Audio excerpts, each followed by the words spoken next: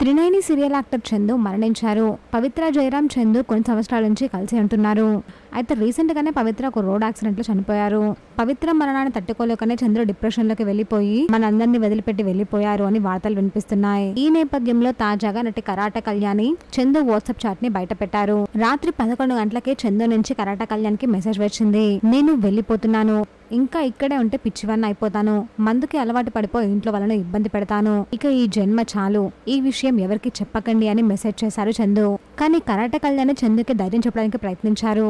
మేమంతా నీతో ఉన్నాము, ధైర్యంగా ఉండు, ఎలాంటి పిచ్చి ఆలోచనలు చేయొద్దు, నువ్వలా తొందరపాటు నిర్ణయాలు తీసుకోవద్దు, నువ్వలా చేస్తే పిల్లలు ఏమైపోతారో చెప్పు, పవిత్ర పిల్లలు కూడా నీతోనే ఉన్నారు కదా అని కరాట కళ్యాణ్ చెప్పుకొచ్చారు. పిచ్చి ఆలోచనలు చెయ్యకు, యాదవ్ అంటే ధైర్యం, అలాగే వాయిస్ కాల్ లో కూడా మాట్లాడుకున్నారు.